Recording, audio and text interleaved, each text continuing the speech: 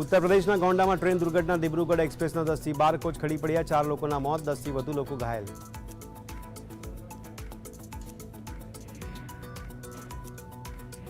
જમ્મુ કાશ્મીરના કુપવાડા એન્કાઉન્ટરમાં 2 આતંકીઓ ઠાર ડોડામાં પણ ઓપરેશન યથાવત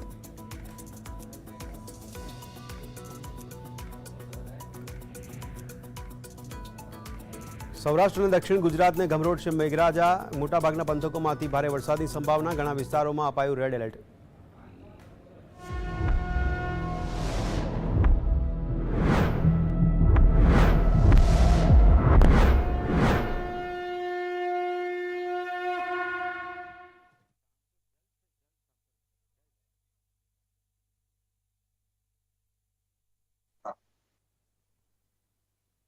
નમસ્કાર દર્શક મિત્રો, આપણા લોકપ્રિય કાર્યક્રમ શંખનાદમાં આપનું સ્વાગત છે. હું છું સુદાન ગઢવી. આજે થોડો બહારથી છું પણ ફરીથી પણ થોડું ઘણું ટેકનિકલ પ્રોબ્લેમ આવે તો માફ કરજો, પણ અગત્યના મુદ્દાઓ છે જેને લઈને આપણે ચર્ચાઓ કરવી ખૂબ જરૂરી છે. આજે ખૂબ દુઃખ સાથે કહેવું પડે છે કે એવા મુદ્દાઓ લેવા આપણે મજબૂર થવું પડે છે કે જેમાં ખરેખર લોકોના મોત થઈ રહ્યા છે અને ગુજરાતમાં કોઈ મુદ્દો નથી.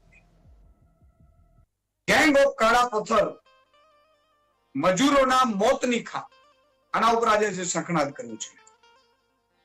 તમને યાદ હોય તો વર્ષો પહેલા 1979 માં અમિતાભ બચ્ચનની ફિલ્મ કાલા પથ્થર આવી હતી, જેમાં દર્શાવ્યું હતું કે કઈ રીતે મજૂરો કોલસાની ખાણમાં નીચે ઉતરે છે, જમીનની અંદર કેવી રીતે તેઓ કામ કરે છે, કેવી રીતે મોતને ભેટે છે. રિયલ લાઈફમાં જે આ ફિલ્મ હતી એ રિયલ લાઈફમાં આ જ ઘટના સુરેન્દ્રનગરમાં જ બની રહી છે. તમને બહુ આશ્ચર્ય થશે, શું વાત છે? હા, કેજીએફ હમણાં ફિલ્મ આવી સાઉથની, તમને ખબર હોય. કેજીએફમાં પણ એ જ બતાવ્યું છે કઈ રીતે ખાણોમાં મજૂરોને શોષણ કરવામાં આવે છે. મજૂરો પાસે બીજું કઈ કામ ન હોય, મજૂરો મજબૂરીએ મજૂરી કરવા જાય અને પછી એ કાર્બોરેશનના ખાણમાં મોત આવે.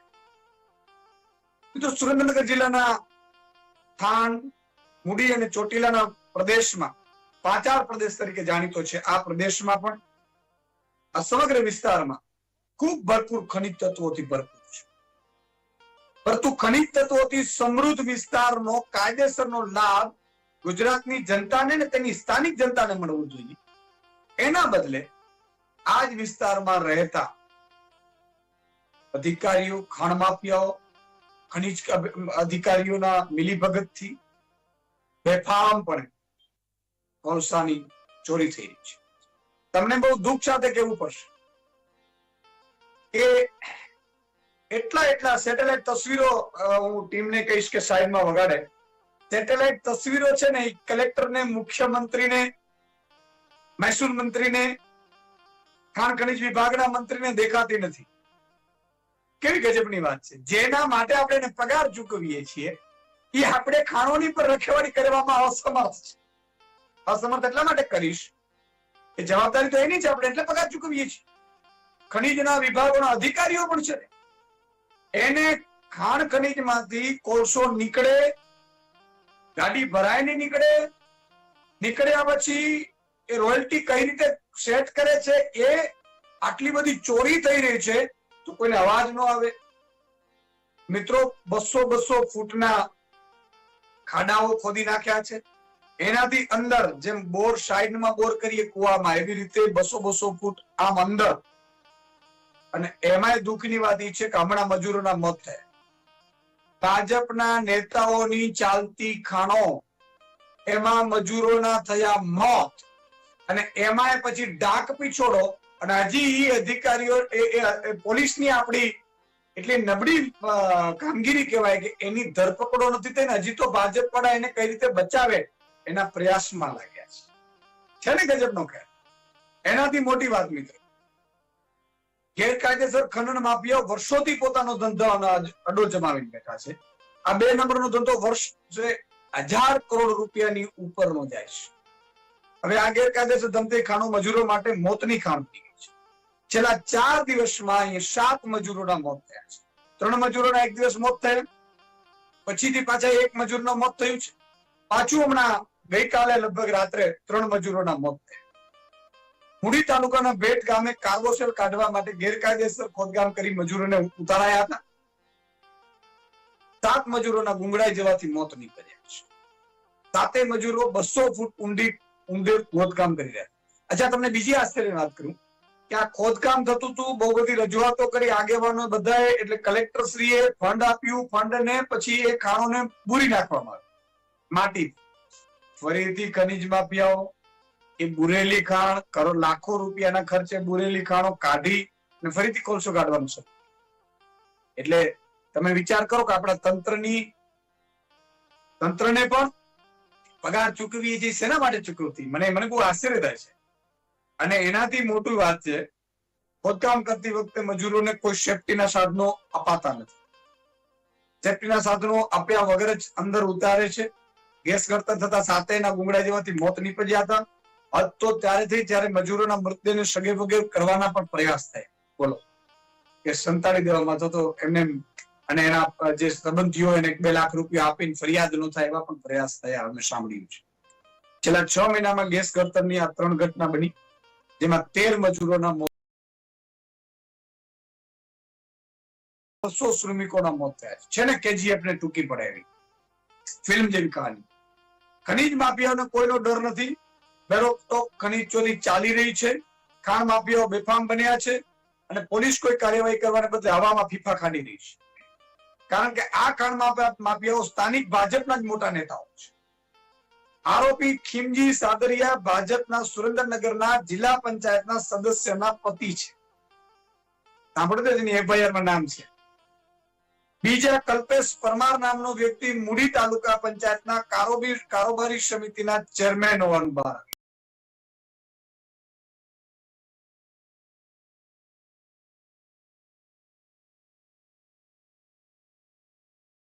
આખું સામ્રાજ્ય ગેરકાયદેસર રીતે ચાલી રહ્યું હોવાનું આક્ષેપ પણ થઈ રહ્યું છે. જનતા કઈ રીતે મૂર્ખ બની રહી છે એ પણ જોજો તમે. કઈ રીતે અધિકારીઓ માલદાર થઈ રહ્યા છે, કઈ રીતે ગેરકાયદેસર ખનનનું આખું સામ્રાજ્ય વિકસિત થઈ રહ્યું છે. તેઓમાં નિર્દોષ ગરીબ લોકોના મૃત્યુ થઈ રહ્યા છે. મૃત્યુ થાય ત્યારે પણ કશું જ થતું નથી, માત્ર ડાક પીછોડો થાય છે. મિત્રો, એક ટન પાછળ કેટલા હજારો રૂપિયાનો આમાં માર્જિન છે. એટલે આ કોલસાની ખાણોમાં બેરબામ ચોરી થાય છે. તમે જુઓ, લોભ લાલચ આપી, ધમકીઓ આપી એસપી પાસે લઈ જવામાં આવી રહ્યા હોવાની પણ એક વાતો છે કે જેમાં નામ કઢાવી નાખે એફઆઈઆર. કઈ રીતે ભાજપના પદાધિકારીઓ નામ એફઆઈઆર માંથી કમી થાય, આરોપીઓને કેવી રીતે છાવરવામાં આવે, કેવી રીતે તપાસ રફે દફે થાય, તેના કારસા પણ ઘડાઈ રહ્યા હોવાનું આક્ષેપો ત્યાં થાય છે. આખા ભાજપનું તંત્ર ગુનેગારોને બચાવવા માટે આકાશ પાતાળ એક કરી રહ્યું છે. મૃત્યુ પામ્યા જે 7 લોકો, એની ચિંતા નથી કોઈને. એમના ગરીબોના પરિવારનું શું થશે એમની ચિંતા નથી એમને. ભગવાન ઈશ્વર એમને કેવી સજા કરશે એમની ચિંતા નથી એમને. પણ છતાંય ડાક પીછોડો કરીને કેમ છૂટી જાય એમાં પડ્યા છે. મૃતક પરિવારજનોના મોઢા બંધ કરવા માટે ઓફ ધ રેકોર્ડ કહીએ તો 2-5 લાખ રૂપિયા આપી દેવાશે એવી પણ વાતો ચાલી રહી છે. અને ફરી પાછો કાળો ધંધો જેમને તેમ ચાલતો રહેશે. મિત્રો, જોવાની બાબત એ છે, ખાણ સુધી પહોંચવા રસ્તાઓ છેલ્લા 25-30 વર્ષથી ઇરાદાપૂર્વક ક્યારે બનાવવામાં આવતા નથી. જો રસ્તાઓ બની જાય તો પોલીસની ગાડી જલ્દી આવી શકે, ખાણ ખનીજ વિભાગની પણ ગાડી ગુપ્ત રીતે આવી શકે. જો કે ખાણ ખનીજને પોલીસને ખબર ન એવું બને જ નહીં. સેટેલાઇટના તસવીરો જો જીએસટીવી પાસે હોય તો આ લોકો તો એના માટે પગાર લે છે. એટલે આ તમામ બાબતો ઉપર આજે ચર્ચા કરવી છે. સેટેલાઇટની તસવીરો જુઓ તમે, કઈ રીતે ખનીજ માફિયાઓ ચોરી રહ્યા છે, કેવા ખાડાઓ કરી નાખે, 200 ફૂટના ખાડાઓ કરી નાખે. અને આશ્ચર્યની વાત મિત્રો એ છે કે મોતનો મલાજો નથી જણાવતા અને મજૂરોને ડરાવવા, ધમકાવવા, એફઆઈઆર ન કરે એના માટેના પ્રયાસ પણ કરે છે. હમણાં 3 લોકોના મોત થયા, એમાં એફઆઈઆરમાં નામ કઢાવવા માટેના પણ ઘણા પ્રયાસ થયા.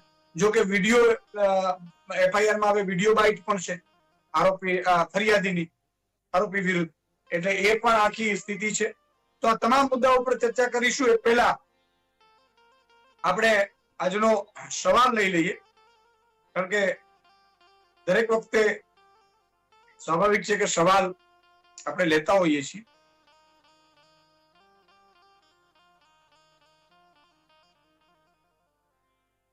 માફ કરજો, મારી પાસે સવાલ હજી પહોંચ્યો નથી.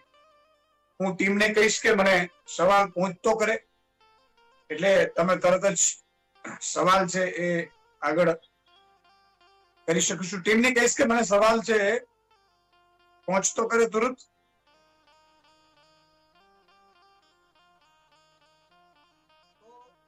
તમે વિચાર કરો, સુરેન્દ્રનગર, થાન, મૂડી, ચોટીલા ખાણ ખનીજ માફિયાનો આખો અડ્ડો બની ગયો છે. હજારો કરોડ રૂપિયાની ખનીજ ચોરી વર્ષોથી થઈ રહી છે અને કેટલાય મજૂરોના મોત થયા છે. છતાંય અને ભાજપના નેતાઓ, હમણાં પૂછીશ પકડાણા, છેલ્લે આપણે મારી પાસે નથી, ભાજપના નેતાઓના નામ FIR માં છે, સાહેબ પકડાશે કે નહીં, પકડાયા પછી તરત જામીન મળશે કે નહીં, છૂટી જશે કે કેમ, કેસ પાછો ખેંચાઈ જશે કે કેમ, આ ફરિયાદીઓને ધાક ધમકી આપશે કે કેમ, આ બધી વસ્તુઓ બહુ મોટી ચાલી રહી છે.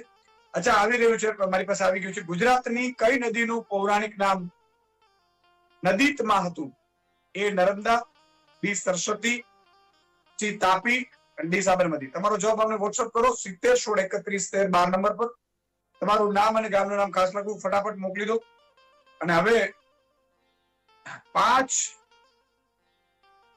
4 મહાનુભાવો આપણી સાથે જોડાયા છે. ડોક્ટર ધીમંતભાઈ પુરોહિત છે, પત્રકાર છે, વરિષ્ઠ પત્રકાર છે. દિલીપભાઈ પટેલ પણ સિનિયર પત્રકાર છે. રામકુભાઈ કરપડા પ્રકૃતિ પ્રેમી છે અને મનીષ વૈદ્ય પર્યાવરણવિદ છે. શરૂઆત રામકુભાઈ આપણી પાસે આવવા માંગીશ કે શું કઈ રીતે ખનીજ માફિયાનો આખો નેટવર્ક ચાલી રહ્યું છે? ભાઈ રામકુભાઈ નો મને અવાજ આવે એવી રીતે પીસીઆર ટીમ. રામકુભાઈ, કઈ રીતે આખું નેટવર્ક ચાલી રહ્યું છે? જી, સુરેન્દ્રનગર જિલ્લામાં મુખ્યત્વે આ કોલસો છે એ સાયલા તાલુકા અને મૂળી અને થાનગઢ તાલુકાના ગામો અંદાજે 20 થી 22 ગામોમાં મળી આવે છે. પીસીઆર ટીમ લાઈન આપો મને.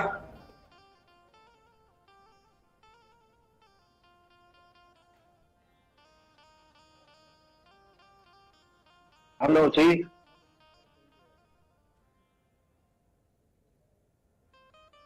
જી, મને અવાજ નથી આવી રહ્યો રામકુભાઈ નો. પીસીઆર ટીમ મને લાઈન આપે. રામકુભાઈ, કઈ રીતે ખનીજ માફિયાઓનું નેટવર્ક ચાલી રહ્યું છે? જે સુરેન્દ્રનગર જિલ્લાના જે થાનગઢ, મૂળી અને સાયલાના 20 થી 22 ગામમાં આ કાર્બોસેલ નામનું જે ખનીજ છે એટલે કાચો કોલસો મળી આવે છે. અને આ જે ગામો છે એમાં પુષ્કળ મોટા પ્રમાણમાં પથરાળવાળી જમીન હોય અને પથરાળવાળી જમીનમાં જ વધુ પ્રમાણમાં કોલસો મળી આવતો હોય છે. એટલે સરકારી જમીન બહુ ખૂબ મોટા પ્રમાણમાં આ પંથકમાં છે. ત્યારે આ છેલ્લા 25 વર્ષથી આ સુવ્યવસ્થિત રીતે આયોજન પૂર્વક આ આખી ગોઠવણીથી જ આ ખોદકામ કોલસાનું કાર્બોસેલનું ચાલે છે. અને અત્યારે ઓછામાં ઓછા 2 થી 3000 કુવા, એમાં જે ગત વર્ષે જે અમારા સુરેન્દ્રનગર જિલ્લાના જે પ્રશાસન છે, ભૂસ્તર વિભાગ, એને ખાણો બુરવાની જે પ્રક્રિયા શરૂ કરી, એમાં ભૂસ્તર શાસ્ત્રીએ પોતે 1.5 કરોડ રૂપિયાના ખર્ચે 2200 કોલસાના ખાડા તો એમને બુરવાની પ્રક્રિયા કરી છે. તો 2200 ખાડા જો એમને બુર્યા હોય તો હજી ઘણા બધા કોલસાના કુવાઓ હજી પણ છે. અને હાલમાં પણ કોલસાના કુવા 500 થી 700 ધમધમી રહ્યા છે. આ કોલસો જો એ ખરેખર નવરાત્રીથી શરૂઆત થાય. અત્યારે કોઈ નવા કુવા ઉતારવાના હોય, જૂના કુવા છે, એ જૂના કુવાને પાછા જે ગેસ ગળતરની ઘટના આવી છે, એ જે કુવા બુરાઈ ગયા છે અને એને ફરી વખત જે આ ખનીજ માફિયાઓ ખોલવામાં આવે છે ત્યારે એમાં આ ગેસ ગળતરની ઘટના બને છે. બાકીના જે મૃત્યુ થાય છે એ ભેખડ પડવાથી થાય છે. દર વર્ષે 150 થી 200 મજૂરોના મોત થાય છે. અને આ જે ટૂંકમાં રાજકીય આગેવાનો, પ્રશાસન, અમારું જે બધા સરકારી તંત્ર છે, અધિકારીઓ છે, એ બધા ની મિલીભગતથી એક કુવાના 1,70,000 હપ્તો છે દર મહિને. એટલે તમે 1,70,000 ગુણ્યા 2000, એના જે કરોડ રૂપિયા થાય એટલા કરોડ રૂપિયા દર મહિને હપ્તો પહોંચે છે. અને મુખ્યમંત્રી કાર્યાલય સુધીનો આ હપ્તો પહોંચે છે. એટલે અહીંયા જે સત્તા છે કે રાજ છે અહીંયા ગુજરાત સરકારનું નથી, ભૂપેન્દ્રભાઈ પટેલનું રાજ નથી, અહીંયા રાજ છે ખનીજ માફિયાઓનું. ખનીજ માફિયાઓ જે કે એ જ અધિકારીઓ અહીંયા મૂકવામાં આવે છે. ખનીજ માફિયાઓથી જ રાજનેતાઓ ચૂંટાય છે અને રાજનેતા અને જે ખનીજ માફિયા છે એ જ અમારા રાજનેતાઓ છે. એટલે અરસપરસ આ જે છે એટલે રાજકીય વાત મોટા પ્રમાણમાં મળી રહેશે અને આ રીતે ખોદકામ થતું હોય છે. 1000 થી 1500 ટ્રકો આમાં ચાલે છે. એક ટ્રકના 60 થી 70,000 દર પ્રતિ મહિને હપ્તો હોય છે. એટલે આ આખો વહીવટ છે એ કરોડો રૂપિયાનો છે અને કરોડો રૂપિયાનો વહીવટ છે એટલા માટે થઈને જ આ બંધ છેલ્લા 25 વર્ષથી બંધ થતું નથી. અને બીજું એ છે કે સરકારી તંત્રને એવી દાનત પણ નથી કે આ બંધ થાય, કારણ કે કરોડો રૂપિયાની આવક છે એટલે એ બંધ કરે. અહીંયા અધિકારીની બદલી મોટામાં મોટા આખા ગુજરાતમાં ભાવ અહીંયા છે કે કોલસાનો વહીવટ જે મેળવે એના મોટા મોટા ભાવ હોય એના બદલીના, અને આખા ગુજરાતમાં ક્યાંય પણ અધિકારીઓ ચાલે નહીં. એ તમામ જે કંડમ અધિકારીઓ હોય એ જ સુરેન્દ્રનગર જિલ્લાને ફાળવવામાં આવે છે. એટલે આ કામ રહ્યું એ કામ કોઈ અધિકારીએ અત્યારે એના મગજથી કે એના પોતાની આત્મબળથી કરેલ નથી. એટલે આ જે કામ છે ધમધોકાર ચાલુ છે. આ હાલ પણ 500 થી 700 કુવા ચાલુ છે અને આ ચોરી રહી એ ચોરી અટકતી નથી. એનું એક જ કારણ છે કે ખનીજ માફિયાઓ, રાજનેતાઓ અને રાજકીય આગેવાનો અને સરકારી તંત્રના અધિકારીઓ બધાને મિલીભગત છે અને બધાને રૂપિયા અને હપ્તાઓ મળે છે એટલે કામ બંધ થતું નથી. જી બિલકુલ રામકુભાઈ, તમે બહુ મોટી વાત કરી દીધી. હજી પણ 500 થી 700 ચાલી રહ્યા છે. ધીમલભાઈ, ગજબનો ખેલ ચાલી રહ્યો છે. ગુજરાતમાં કોનું રાજ છે ખબર નથી. ભૂપેન્દ્રભાઈનો છે કે માફિયાઓનો છે, ખનીજ માફિયાઓનો. બીજું કે ભૂપેન્દ્રભાઈને ને મંત્રીઓને ખબર હશે કે નહીં, અધિકારીઓને ખબર હશે કે નહીં. અને સેટેલાઇટ માનો કે ક્યારેક એવું કહેવાતું, મને ખબર છે કે કોરોનામાં જયારે કોઈ ગાંઠિયા પણ જો ઉપર મંગાવે તો ડ્રોન આવી જતું અને ઘણા લોકો નેતાઓ એવું કહેતા હતા કે અમે હવે ડ્રોન મોકલીને પણ ચકાસણી કરીએ છીએ. પણ ખબર નહીં સુરેન્દ્રનગર બાજુ બધા ડ્રોન વળ્યું નહીં હોય અને કેટલા લોકોના મોત થઈ રહ્યા છે. સૌથી ચિંતાની વાત તો એ છે ખનીજ એક તો લૂંટાઈ રહ્યું છે, બેફામપણે લૂંટાઈ રહ્યું છે, ગેરકાયદેસર લૂંટાઈ રહ્યું છે. ભાજપના નેતાઓ એમાં આરોપી થાય છે અને એની ધરપકડો નથી થતી. તો આ બધી સ્થિતિમાં તમને શું લાગે છે આ ગુજરાત કઈ દિશામાં જઈ રહ્યું છે? ઈશુદાનભાઈ, સૌ પ્રથમ તો ઘટના કરુણ છે, આમ છતાં તમને અભિનંદન આપું છું એટલા માટે કે તમે એક જાણકાર માણસને આજે જીએસટીવીની ડિબેટમાં લઈ આવ્યો છો. રામકુભાઈ, એમણે જે વાત કીધી, કોઈ પણ ગુજરાતનું હિત જેને હૈયે વસેલું એના છાતીના પાટિયા બેસી જાય એવી વાત છે.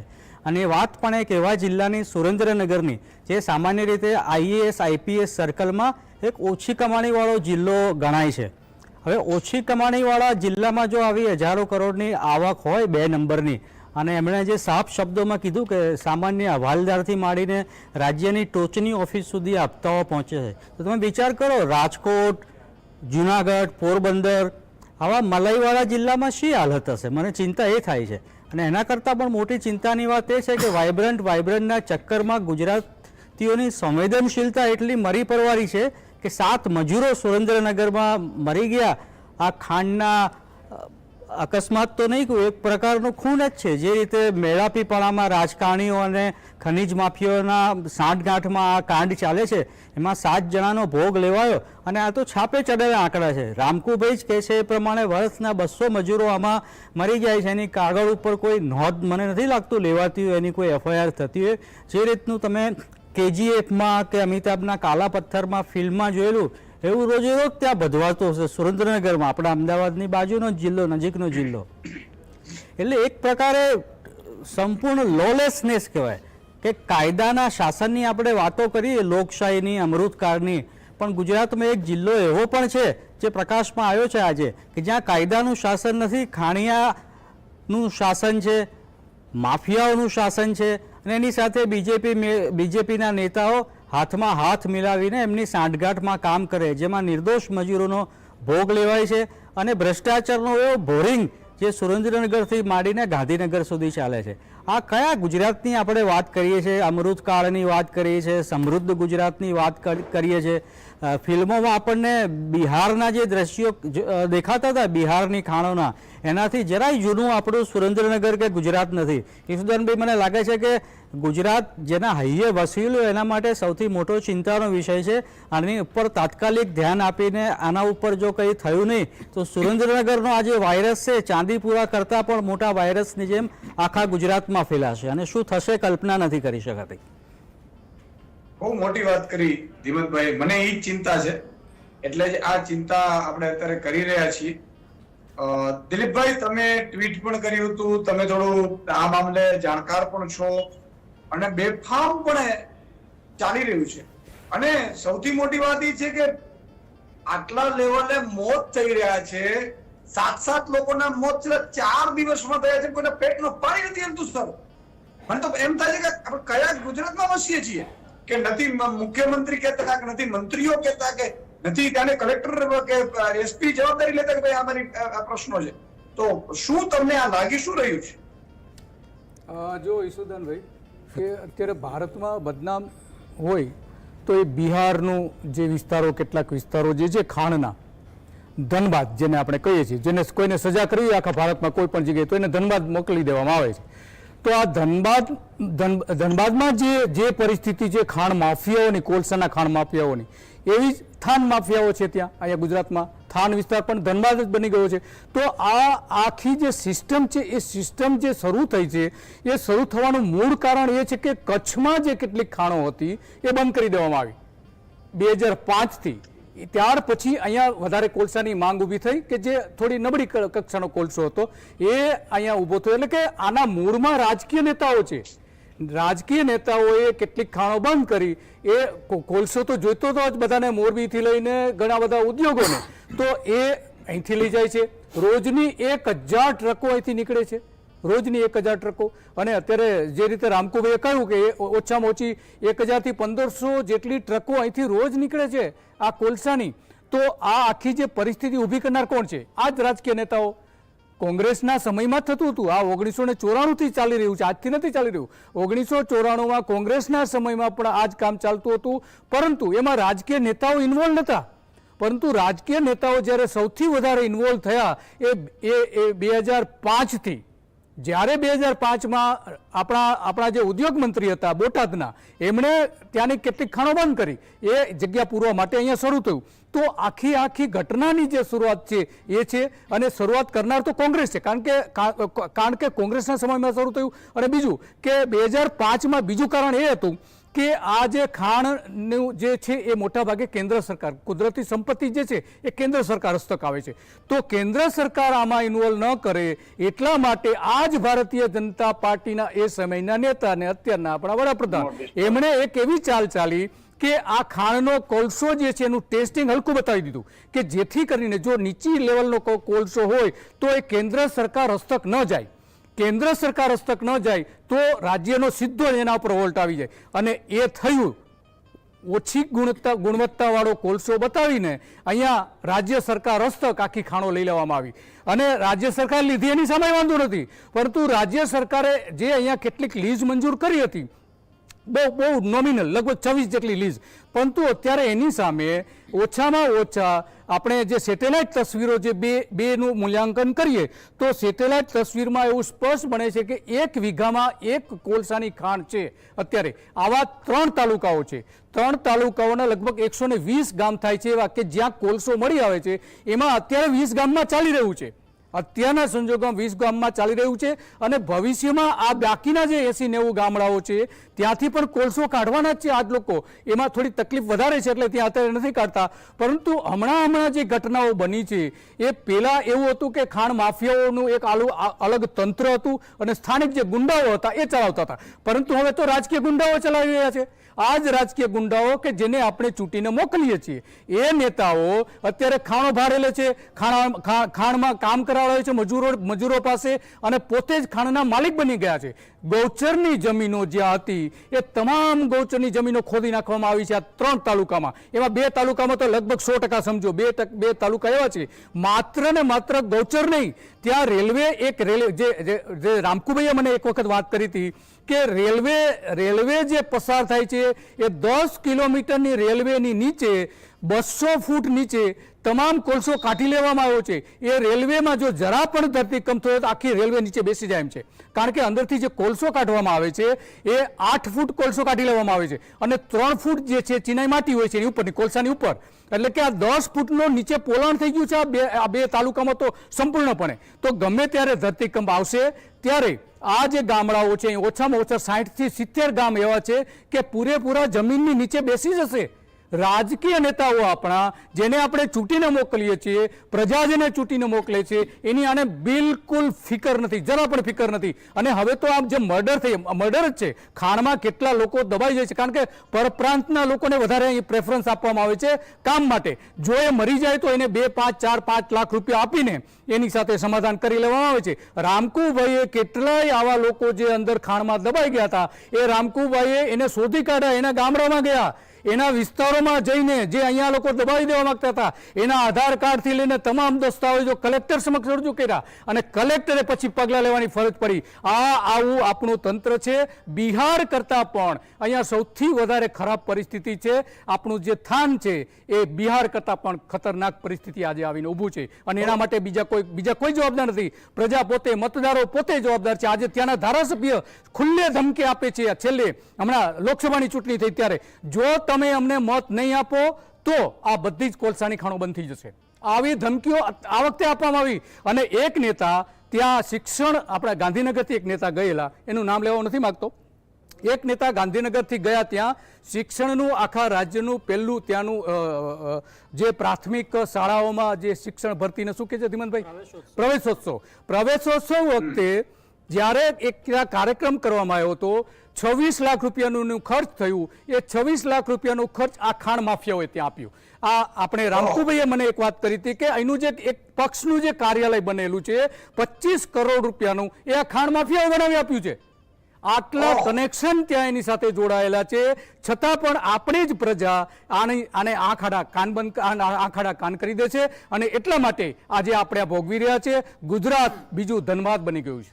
જી બિલકુલ, બહુ મોટી વાત પણ દિલીપભાઈ તમે કરી. જો આવું હોય તો હું કહું તો ભાવ પાપના ભાગીદાર બધા લોકો બને, કારણ કે કાર્યાલયો છે, આ પ્રવેશો, અને આટલું મોટું સૌથી મોટી વાત કરી દિલીપભાઈ કે ધરતીકંપ આવે તો આખા પ્રદેશોના પ્રદેશ, કારણ કે કેટલી નીચે તો આ લોકો ખોદીને કાઢી લીધું છે. એટલે આ તો બહુ ડેન્જર વાત છે મિત્રો. એક નાનકડા વિરામનો સમય થયો છે. બહુ દુઃખની ચર્ચાઓ હંમેશા હોય છે, પણ એના ઉપર પણ એક મારી વિનંતી એ છે કે આશા રાખજો, એક દિવસ ઈશ્વર છે એ સૌની જોતું હશે. તારી પણ સાંભળશે, મારી પણ સાંભળશે.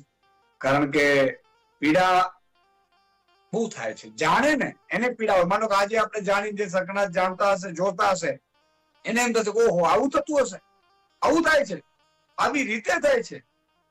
પણ મિત્રો પાપ છે, ઈશ્વરના દરબારમાં તો કોઈ બાકી નહીં રહે. પણ અત્યારે આપણું શું, એ પણ એક મોટો પ્રશ્ન છે. ન કરનારાને આ ભૂકંપ જેવા વિસ્તારમાં આવતું હોય તો નીચેથી ખોદી નાખે તો કે ગામને પ્રશ્ન થઈ જાય.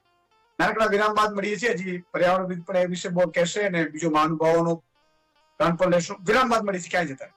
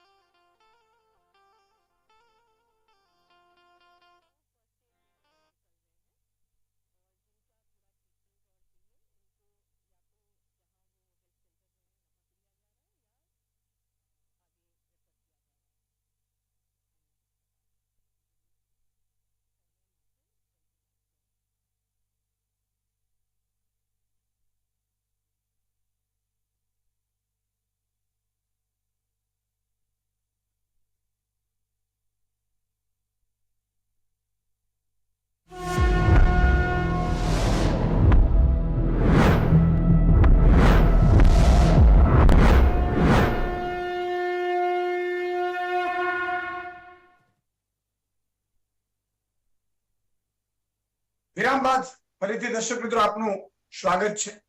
ચંખનાદમાં આપણે જે ચર્ચા કરી રહ્યા છીએ ખૂબ જ ગંભીર મુદ્દો છે, ગંભીર ચર્ચા છે, અને આપ સૌને ખબર છે કે ખાણ ખનીજ આ સુરેન્દ્રનગરની વાત કરી રહ્યા છીએ. લોકોના મર્યા છે, મૃત્યુ પામ્યા છે, એમની ઉપર ધ્યાન નથી આપતું એટલે વાતચીત થઈ રહી છે. પણ અગત્યની વાત તમને જો બીજી કહું કે બીજા જિલ્લાઓમાં પણ ખનીજ ચોરી થઈ રહી છે. હા, બીજા જિલ્લાઓમાં પણ ખનીજ ચોરી થઈ રહી છે, કારણ કે આમાં ડર નથી. પણ એક વાત એ પણ છે, પર્યાવરણવિદ પણ આપણી સાથે જોડાયા છે મનીષભાઈ. મનીષભાઈ, શું લાગે છે તમને કે જે આમાં પર્યાવરણને કઈ નુકસાન થાય ખરું? અને નુકસાન થાય તો કેમ ચિંતા સરકાર ન કરતી હશે? એ ખનીજ છે, એ ખનીજ ખૂબ જ અગત્યનો આપણો એક પાસો હોય છે પ્રકૃતિને મેન્ટેન કરવાનો. કઈ રીતે જોઈ રહ્યા છો મનીષભાઈ? જી ઈસુદાનભાઈ, આ બહુ ગંભીર પ્રશ્ન તમે પૂછ્યો છે કે કઈ રીતે અસર થાય. આપને ખ્યાલ છે કે ખાણ એક એવી એક પ્રેક્ટિસ છે કે જેમાં લોકોને સીધા પૈસા મળે છે, અને એમાં એક સ્ટેટના સીએમને પણ રાજીનામું આપવું પડ્યું હતું. હવે આગળની વાત જેમ તમે કરી કે પર્યાવરણની ફક્ત અસરો નથી થતી, પણ એનીથી ઇકોનોમિક ઉપર પણ બહુ મોટી અસર થાય છે. અને અત્યારે જે મેજર સવાલ છે સેફટીનો, કે આટલા મજૂરો જો ત્યાં મરી ગયા હોય તો એની કોઈ જ સેફટી નથી. પણ થોડુંક હું મારી રીતે જોઉં તો મેં આજથી 18 વર્ષ પહેલાં એક દિલ્હીની એક સંસ્થા હતી જે લોકો આખા સૌરાષ્ટ્રના જે કોસ્ટલ બેલ્ટ છે એની ઉપર એક સ્ટડી કરતા હતા, અને એમની સાથે હું જોડાયેલો. બહુ ગંભીર રિપોર્ટ હતો. એમાં ક્લિયર હતું કે જ્યાં આગળ સૌરાષ્ટ્રમાં રેઇનફોલ ઓછો છે, કે જ્યાં વરસાદ ઓછો છે, ત્યાં આગળ સીધા જ્યાં પાણીની વ્યવસ્થા નથી થઈ શકતી ખેતી માટે, કાં તો ઇરિગેશન નથી, તો એની માટે ત્યાંના જેટલા રૂરલ ગવર્મેન્ટના જેટલા નાના કાં તો મોટા નેતાઓ છે એ લોકો બધા જ ખાણની આ પ્રેક્ટિસ જોડે જોડાયેલા. એનું કારણ એ જ હતું કે વરસાદ, પાણી ઓછું મળે. બીજી વસ્તુ, ઘણીવાર વરસાદ પડે ખરો તો સારો પાક થાય ને ઓછો પડે તો એને લોસ જાય. પણ આ ખાણ એવી વસ્તુ છે કે તમે ખોદો તો એમાંથી રોકડીયો પાક છે, એમાં મજૂરી સસ્તી મળે, સેફટીની કોઈ પરવા નથી કરતું, ના કોઈ પરમિશનની જરૂર હતી. મને લાગે છે એ વખતે જે માઇન્સ અને મિનરલ એક્ટ હતો એને 57નો એક્ટ છે, આ તો એને અપડેટ પણ કરવાની જરૂર છે. ભલે નોટિફિકેશનો થયા હશે, પછી જૂનો એક્ટ છે એનું એ જ છે.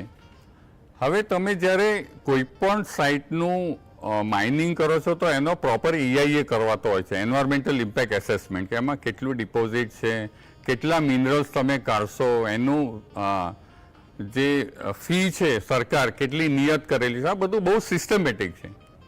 પણ એની જે પેનલ્ટી હતી એ કોઈ ક્રિમિનલ્સમાં નહોતા લઈ જતા.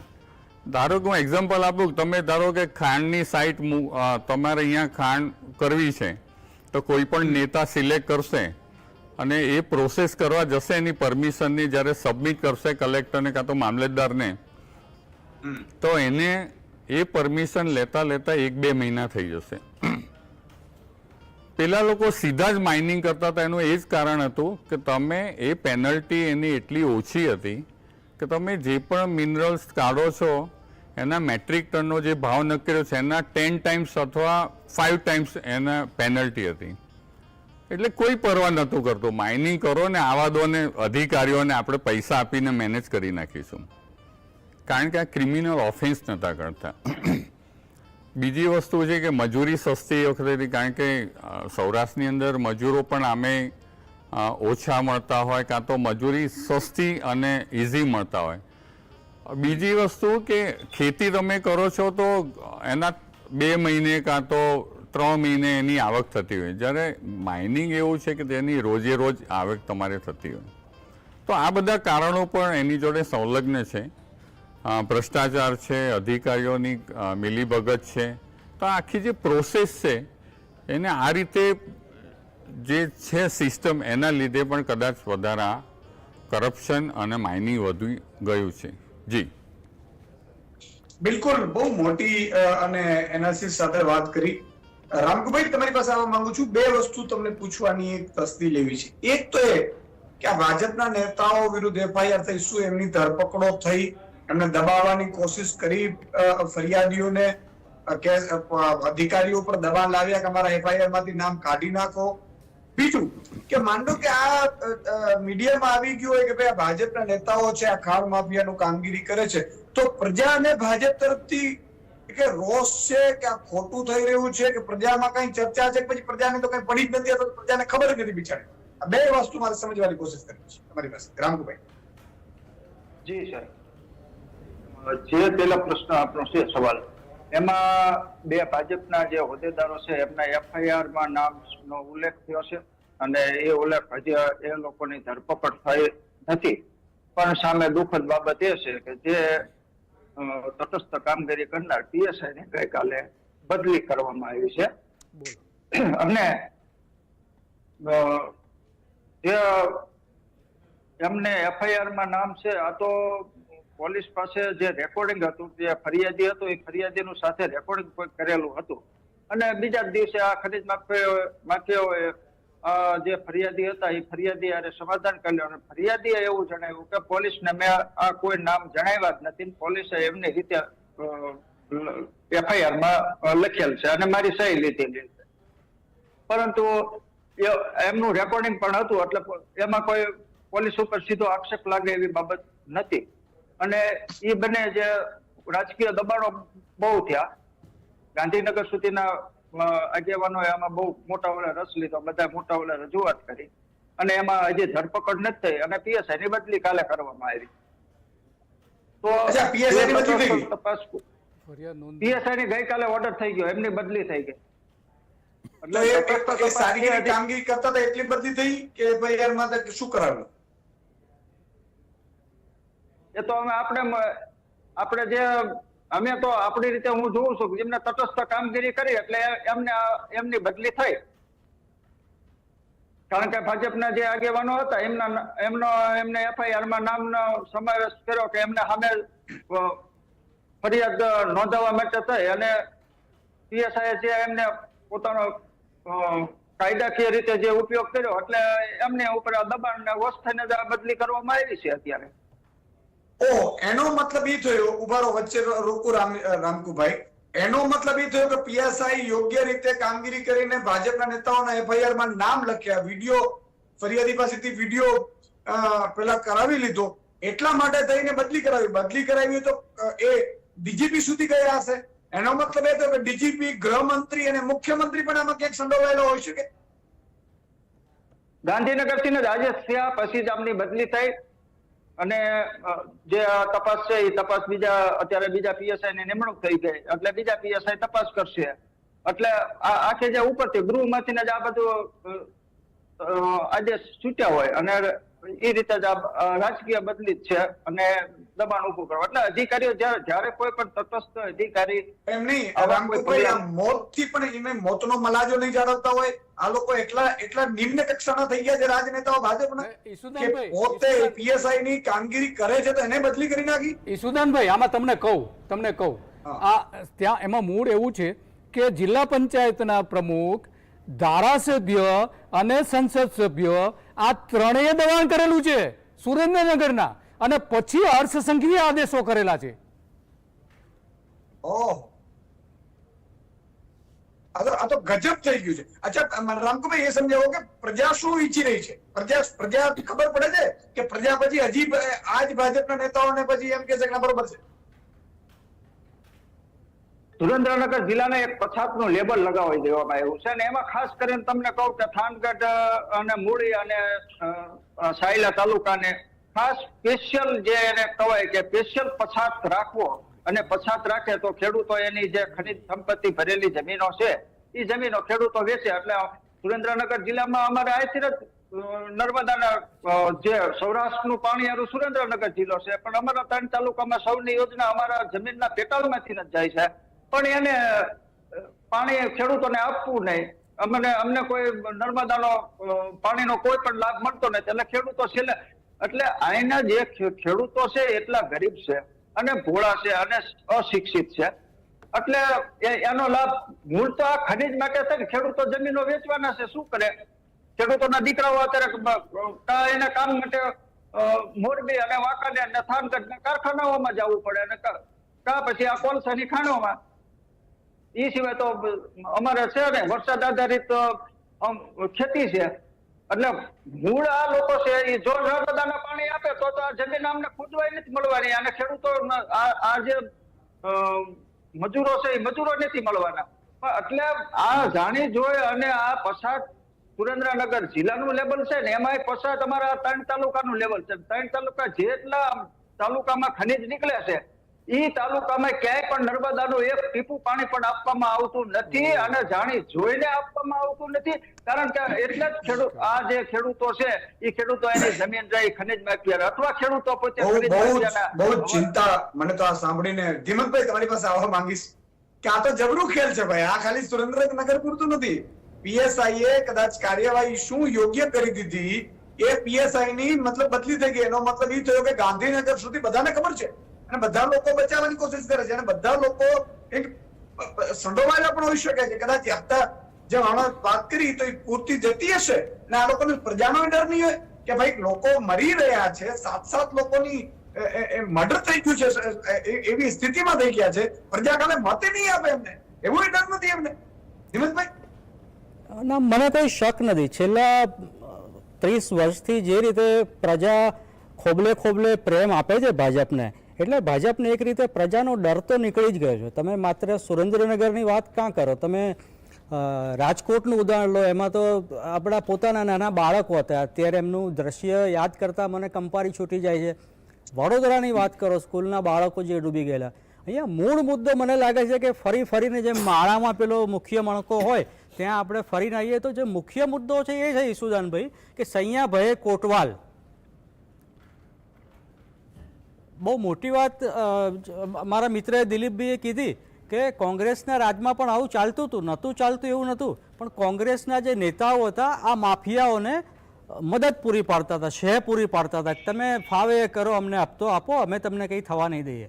અનફોર્ચ્યુનેટલી એમણે જે એક્ઝેક્ટ આંકડો આપ્યો 2005 પછી જે પરિસ્થિતિ ઊભી થઈ છે એમાં જે બીજેપીના નેતાઓ છે એ ખુદ માફિયા બની ગયા. હવે તમે કલ્પના કરો, જે બીજેપીના સ્થાનિક નેતાએ સ્થાનિક કમલમ બનાવવા માટે 25 કરોડનું દાન આપ્યું, એની ઉપર બીજેપીની સરકાર કઈ રીતે કોઈ કાનૂની કાર્યવાહી કરી શકે? સૈયાભાઈ કોટવાલ એ પીએસઆઈની વાત કરો કે જે પીએસઆઈ યોગ્ય કામગીરી કરતો હતો રમકોભાઈને કહેવા મુજબ, એ પીઆઈસીને તમે બદલી કરીને ખબર નહીં ક્યાં ડાંગમાં કે બીજે ક્યાંક દૂર ફેમિલીથી દૂર મોકલી દીધો.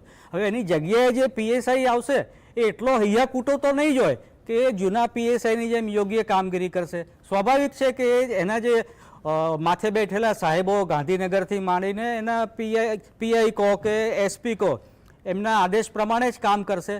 અને આ જે આખું સાંઠગાંઠનું તંત્ર છે, સૈયાભાઈ કોટવાલ એક સુરેન્દ્રનગરના સ્થાનિક માફિયા અને પોલીસ ચોકીથી માંડી અને એ લોકોના એસપી કલેક્ટર ઓફિસ અને ત્યાંથી માંડીને છેક ગાંધીનગર સુધી, જો બધા જ આમાં સામેલ હોય તો તમે કોની ઉપર શું પગલાં લેવાની અપેક્ષા રાખો છો? મને થોડુંક હાસ્યાસ્પદ લાગે છે આ કરુણ ઘટનામાં પણ.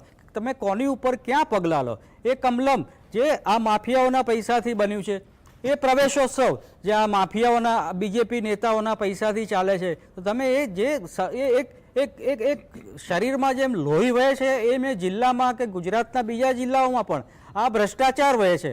અને આ ભ્રષ્ટાચાર કરનારા એ લોકો જ છે કે જેમની ઉપર જવાબદારી છે કાયદો વ્યવસ્થાની, જેમની ઉપર જવાબદારી છે સ્થાનિક નેતા તરીકે એમના જિલ્લાના લોકોને સાચવવાની અથવા બિહાર, યુપી ને ઓડિશાથી આવતા મજૂરોને પણ સાચવવાની. હવે એ લોકોના હાથ જ જો ખૂનથી રંગાયેલા હોય તો કઈ સરકાર, કઈ પોલીસ એમની ઉપર પગલાં લેશે? તમે કહો, તમે અપેક્ષા રાખો છો, મને થોડું વધારે પડતું લાગે છે.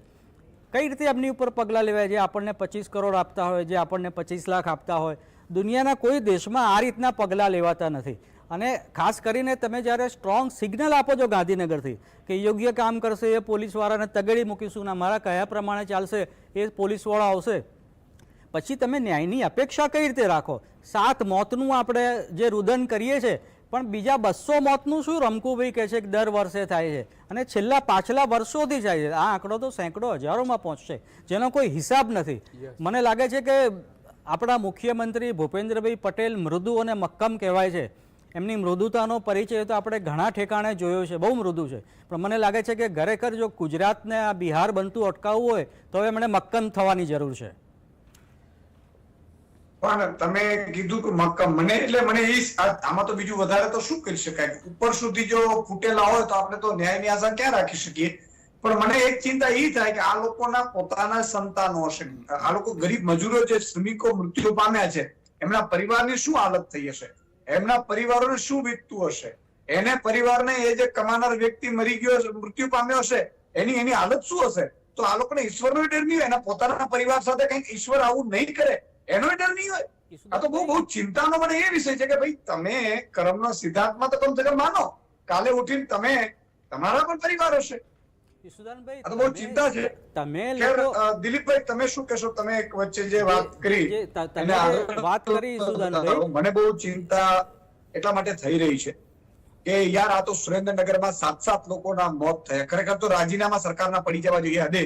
એની જગ્યાએ ભાજપના નેતાઓની FIR માં નામ નોંધાય છે, ડેડ બોડી સગે વગે કરવાનો. એટલે કે આ થયા પછી પણ આ લોકો કેટલા એ કહેવાય કઠોર હૃદયના, એ ડેડ બોડી પણ સગે વગે કરતા હતા અને PSI ની બદલી પણ કરે છે અને પાછી ગાંધીનગરથી બદલી થઈ રહી છે. આ તો પરાકાષ્ઠા થઈ ગઈ. ઈસુદાનભાઈ, પેલા અભિનંદન તો તમને છે કે આ એક સારી ચર્ચા તમે કરી રહ્યા છો. બીજું કે રામકુભાઈ જે છે એ જે ત્યાં લડી રહ્યા છે એ ગુજરાતમાં એક મિસાલ છે. બીજું કે હમણાં તમે કહ્યું કે આમાં રાજકીય નેતાઓ કઈ રીતે એને જરા પણ સંકોચ નહીં થતો હોય. ધીમંતભાઈએ કહ્યું કે મૃદુ આપણા મુખ્યમંત્રી, પરંતુ દુઃખની વાત તો એ છે કે આ જે શિક્ષણ પ્રવેશ મહોત્સવ હતો ત્યારે ખાણના માફિયાઓ 22 ખાણના માફિયાઓ સાથે એક ગુપ્ત મિટિંગ થઈ હતી. એ મિટિંગમાં સૂચના આપી દેવામાં આવી હતી કે અત્યારે જે આપણી ખાણો તમે બંધ રાખી છે આ ચૂંટણી દરમિયાન ચાલુ કરી દો. આ સૂચનાઓ ત્યાં આપવામાં આવી છે ઈસુદાનભાઈ, અને સૂચના પછી આ 7 મોત થયા છે. ચૂંટણી પતી ગઈ પછી ચૂંટણીમાં એમણે જીતાડ્યા કેટલાક પક્ષોને, પછી આ ચૂંટણી આદેશો અપાયા છે અને આદેશો અપાયા પછી 7ના મોત થયા છે. હવે તમે એવું કહો છો કે આનામાં જરા પણ માનવતા નથી. હવે આમાં માનવતા ક્યાંથી હોય? પક્ષના જ નેતાઓ ગાંધીનગરથી આવીને અહીંયા આવીને સૂચના આપે છે અને ભૂતપૂર્વ ધારાસભ્ય ઋત્વિક મકવાણા એ ટ્વીટ કરે છે કે ગાંધીનગરથી આવેલા આપણા એક મહેમાને અહીંયા આવીને ખાણ માફિયાઓને ખાણનું ફરીથી ખોદકામ શરૂ કરવાની છૂટ આપી દીધી છે. હવે આ હાલત હોય તો શું થઈ શકે છે? ત્યાં આ 2 તાલુકાઓમાં 700 તળાવો જે હતા, ગામ તળાવો અને બીજા બધા તળાવો, ગૌચરના તળાવો, એ 700 તળાવો સુકાઈ ગયા છે. 700 તળાવો. હવે આમાં માનવતાની તમે ક્યાં વાત કરો છો? આ તળાવો જ નહીં, અહીંયા જે આ 2 તાલુકા એવા છે, 2 તાલુકામાં મોરની વસ્તી નથી રહી. મોર ત્યાંથી હિજરત કરીને જતા રહ્યા છે કારણ કે ત્યાં એટલા મોટા પ્રમાણમાં બ્લાસ્ટ થાય છે. એ બ્લાસ્ટના અવાજના કારણે મોર ત્યાં રહી શકતા નથી. એના કારણે એ ત્યાંથી બીજી જગ્યાએ જતા રહ્યા છે. આ પર્યાવરણની આપણી પરિસ્થિતિ છે. માત્ર આ 2 વાત નથી, અંદર જે જમીનના તળના જે પાણી છે એ પાણી આ ખાણના કારણે સુકાઈ ગયા છે. હવે એક ગરીબ પ્રદેશમાં આ મજૂરો ત્યાં મળે છે અને મજૂરો ત્યાં એટલા માટે મજૂરી કરવા જાય છે કે સામાન્ય ખેતરમાં મજૂરી કરવા જાય તો એને 200 રૂપિયા મળે છે, અહીંયા એને 700 રૂપિયા મળે છે. તો આ માનવતાની કઈ રીતે આપણે વાત કરી શકીએ છીએ આ સરકાર પાસે? જ્યારે આ પ્રકારની પરિસ્થિતિ હોય તો આ સરકાર પાસે આપણે અપેક્ષા કઈ રીતે રાખી શકીએ? કારણ કે આપણે જેને ચૂંટીને મોકલીએ છીએ, આપણે જેને મત આપીએ છીએ અને ક્યાં મત જાય છે આપણે જોઈ શકતા નથી. અને એટલા માટે આ બધું આપણે સહન કરવાનું છે અને સહન કરવું પડશે. હજુ પણ કોઈ પણ પક્ષની સરકાર આવશે તો આ માફિયાઓ, મને લાગે છે કે માફિયાગીરી અહીંયા બંધ નહીં થાય એવું લાગી રહ્યું છે. સિવાય કે લોકો જઈને ખાણને સળગાવી દે તો જ આ શક્ય છે, બાકી કોઈ શક્ય નથી.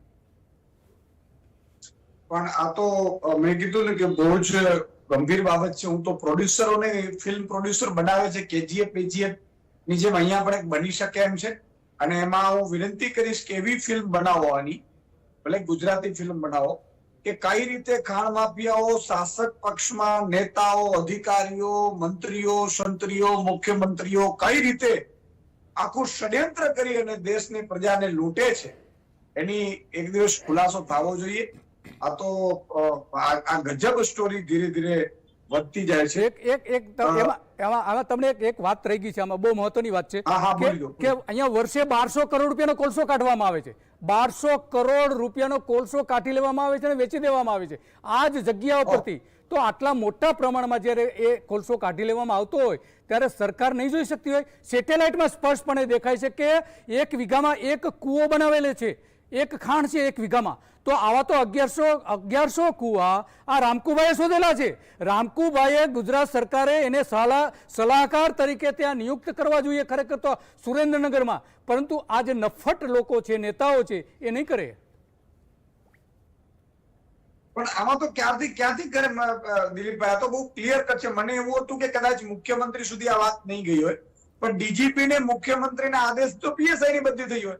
પીએસઆઈ ની બદલી તો એમને થાય નહીં, કારણ કે સ્પેશિયલ હવે તો એવું થયું છે પોલીસ કોન્સ્ટેબલ ની બદલી પણ ડીજીપી કરે.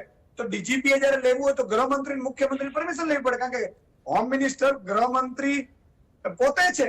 રાજ્ય કક્ષાના હોમ મિનિસ્ટર આ ભાઈ છે આપડા હર્ષભાઈ, જયારે કેબિનેટ હોમ મિનિસ્ટર છે એ નરેન્દ્રભાઈ પોતે છે, આપણે ભૂપેન્દ્રભાઈ. અને ભૂપેન્દ્રભાઈ છે જયારે બદલીઓ આટલી બધી કરતા તો દિલ્હી સુધી પણ મેસેજ તો પહોંચાડવા પડતા હશે. પણ તમે કહો છો એમ આવા પ્રવેશોત્સવ શું ધૂળ પાવા છે કે જે આપણે ખનીજોમાં કરીને કાલે કોઈ ભૂકંપ આવશે ને 200-500 લોકો કદાચ મૃત્યુ પામશે તો એના પાપના ભાગીદારે તમે થશો. અને તમે ક્યાં ભરીને લઈ જવાના છો ઉપર? ઈશ્વરની 2 વસ્તુ મને હંમેશા ગમે છે કે એક તો મૃત્યુ નિશ્ચિત છે, તમારો મારો બધાનો. આજે હું પણ ગમે એટલો ભલે મોટો માણસ હોય કે નાનો માણસ હોય, મારો મૃત્યુ નિશ્ચિત છે અને 100 જેટલી વસ્તુ પણ લઈ નથી જવાની. અને ઘણા લોકો તો ભોગવી રહ્યા છે, મારે જાતે ન કહેવું પડે, એ તો ખરાબ કહેવાય, આ તો પેલી કહેવાય. ઘણા લોકો તો પગમાં જોઈ રહ્યા છે કે ભાઈ કેવી પીડાઓ થાય છે, છતાં એ લોકો આવું કરે છે. મને બહુ દુઃખની વાત છે. મનીષભાઈ તમારી પાસે આવવા માંગીશ. આનો ઉકેલ શું? માન લો કે આ રીતે થઈ રહ્યું છે, બીજું કે આની અનુગામી અસરો કેવી રહેશે? આવનારા સમયમાં શું શું થઈ શકે? આ ભૂકંપની વાત છે, પર્યાવરણ ખતમ થઈ રહ્યું છે એક બાજુ, હજુ તો આ તો પર્યાવરણ સુરેન્દ્રનગર જિલ્લાની વાત છે, આખા સૌરાષ્ટ્રમાં ખનીજ ચોરી થઈ રહી છે, રેતી ચોરી થઈ રહી છે, બેલા ચોરી થઈ રહી છે. આમ આગળ જાઓ તો જંગલો કપાઈ રહ્યા છે, બેફામપણે જંગલો અત્યારે સાફ થઈ રહ્યા છે. મને ખબર છે હું જયારે કપરાડા ડાંગમાં હતો એ સમયે બહુ લડત મેં ચલાવેલી પત્રકાર તરીકે પણ. તો આની આગામી અસરો પણ કેવી રહે? ઈશુદાનભાઈ, તમે મનીષભાઈ પાસે જાઓ એ પહેલા એક વાત કરું. તમે જે ગુજરાતી ફિલ્મોને એક આઈડિયા આપ્યો અને ફિલ્મ બનાવવાનું કીધું આ સુરેન્દ્રનગરની ઘટના ઉપર, મને કહેવા દો. ગુજરાતી ફિલ્મો તો આપણી અત્યારે અર્બન ગુજરાતી ફિલ્મોના રવાડે ચડી ગઈ છે, એટલે એ તો ગામડે જાય એમ છે નહીં. અને ઉપરાંત એ લોકોને સરકારી સબસિડી લેવાની હોય છે ગુજરાતી ફિલ્મમાં. સબસિડી પછી ફિલ્મ બન્યા પછી એવોર્ડો લેવાના હોય છે ગુજરાતી ફિલ્મના. તમે ગુજરાતી ફિલ્મવાળા પાસે બહુ મોટી અપેક્ષા રાખો છો કે એવોર્ડ લેવા માટે સુરેન્દ્રનગરમાં તો જાય અને એ મજૂરોના 7 મોત ઉપર ફિલ્મ બનાવે, થોડું વધારે પડે. બહુ સાચી વાત કરી દેવંતભાઈ. ખાટલે મોટી કોટ જાવું ક્યાં? કાગડા બધે કાળા છે એવું તમારું કહેવાનું છે મનીષભાઈ. કદાચ મેં કીધું કોઈ એવું હોય જી સુદાનભાઈ. તો થાય. જી મનીષભાઈ. હા, માઇનિંગના કારણે જે મેં જોયું, મેં અનુભવ્યું કે ઘણી બધી વાઇલ્ડલાઇફને પણ નુકસાન થતા હોય છે. ઘણા બધા જે ઘાસની સ્પીસીસ છે એક્સટિંક્ટ થતી ગઈ છે, એ મેં અનુભવ એટલે ઘણા બધા તજજ્ઞો જોડે સાંભળ્યું છે. અને જેટલું તમે ઊંડાણમાં માઇનિંગ કરો છો એનાથી એના જે કેમિકલ્સ છે અંદરના એ અને ગેસ એ પણ બહાર નીકળતા એ બીજા વેજીટેશનને અને માણસોને પણ અસર કરતા હોય છે. પીવાના પાણીમાં પણ જ્યારે જે ભૂગર્ભ જળ છે એ બગડતું હોય છે ને એની અંદર ફ્લોરાઇડ છે કાં તો બીજા કેમિકલ્સ આવવાના કારણે આપણા જે હાડકાના રોગો અથવા દાંતના રોગો પણ થતા હોય છે. આવું પણ ઘણા બધા રિપોર્ટ્સમાં માઇનિંગના આ અસરો થઈ છે.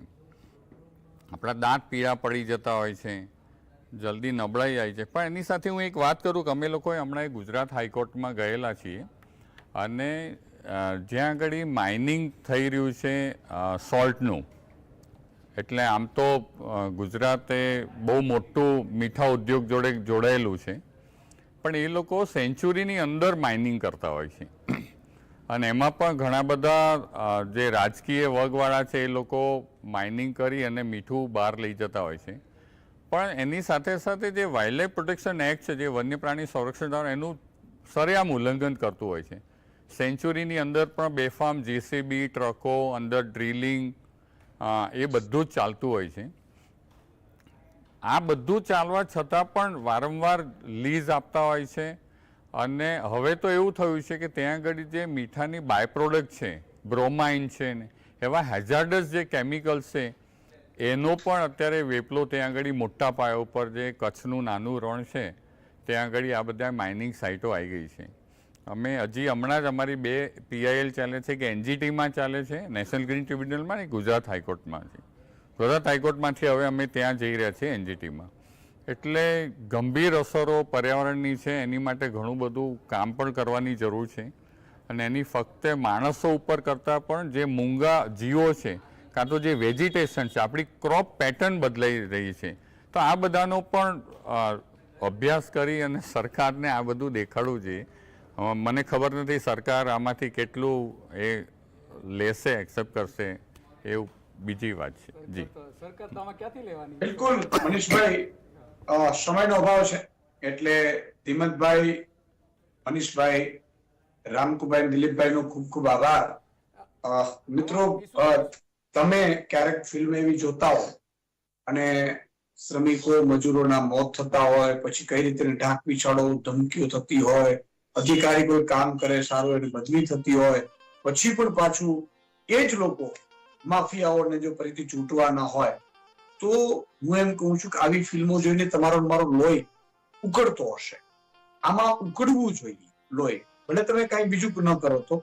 પણ આ બધું છે ને, એ પણ મોટી વાત છે કે આટલું બધું કરવા છતાંય આ આવી રીતે થાય. અને તમે વિચાર કરો, ઉપર સુધીથી બદલીઓ કરાવી દીધી.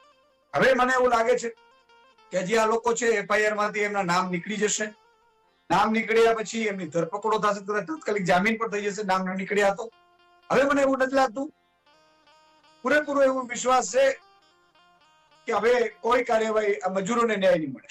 ખનીજ ચોરી અટકવાની તો બીજા નંબરની વાત છે, પણ આ મજૂરોની આ સરકારમાં, આ મુખ્યમંત્રી કાળમાં, ભલે મુર્દુ કે મક્કમ જે પણ મારા મિત્ર છે, આવી રીતે જો PSI ની બદલીઓ થઈ જતી હોય અને તમે ભાજપના નેતાઓને જો બચાવવાના જ હોય, ગુનેગાર કોઈ પણ સગો ભાઈ હોય ને તો ફાંસીએ લટકાવી દેવાનો છે. આલા ખાચરની જસદણ કહાની સાંભળજો. તમારામાં જો તમે ન સાંભળ્યું હોય તો એવા રાજાઓની પુસ્તકો વાંચો કે રાજ કેમ થાય, એવા ન્યાયપ્રિય રાજાઓની તમે કહાનીઓ સાંભળો કે કઈ રીતે ન્યાય કરી શકાય. અને જો ન્યાય નહીં કરો તો ઉપરવાળો તમારો ન્યાય કરશે, ત્યારે તમારી પાસે કોઈ બચાવનાર નહીં હોય. નહીં તમારો મંત્રી હશે, ન પ્રધાનમંત્રી હશે, ન બીજો હશે, ન ત્રીજો હશે. ત્યાં તો એકલો જ આવવાનું છે. હું તમારા ફાયદા માટે આ વાત કરું છું. તમને અત્યારે નહીં ગમે, પણ ત્યાં તો તમારે મારે એકલા જ જવાનું છે ઈશ્વરના દરબારમાં. કમસે કમ એના કારણે પણ જો તમારું હૃદય પરિવર્તન થતું હોય અને તમે આમાંથી ગરીબોના મોત ઉપર કમસે કમ ન્યાય નહીં આપી શકો, તો તમને મને રાજ કરવાનો અધિકાર નથી. આપણે શું કામ આ ધંધામાં આવ્યા છીએ એ પણ એક વિચારી લેજો. રાજનીતિમાં સમયનો અભાવ છે, સવાલનો જવાબ લઈ લઈએ. ગુજરાતની કઈ નદીનું પૌરાણિક નામ નદીમતા હતું? સાચો જવાબ છે બી, સરસ્વતી. અને 5 દર્શક મિત્રો જે સિલેક્ટ થયા છે: ડોક્ટર મિત્તલ જોગલ, ભાવનગર; VPI પ્લેટા, અંબાલાલ ઠાકોર, વડોદરા; નવીનચંદ્ર વેગડા, બદ્રકા ધોળકા; અને નિલેશ કગથરા, રાજકોટ. તો મિત્રો, આજે બસ આટલું જ. આવતીકાલે ફરીથી નવા વિષય સાથે મળીશું. આમ તો મારી ઈચ્છા તો એવી છે કે ધર્મના વિષય ઉપર કરીએ, પણ મોટો મુદ્દો જો આવી ગયો તો કાલે શુક્રવાર છે, અને પણ આવતા શુક્રવારે ચોક્કસ સારા ધર્મના મુદ્દા ઉપર કરીશું. આ શુક્રવારે કદાચ શક્યતા નહીં પણ બને. આવતીકાલે 7:30 વાગે મળીશું. જય હિન્દ, જય ભારત.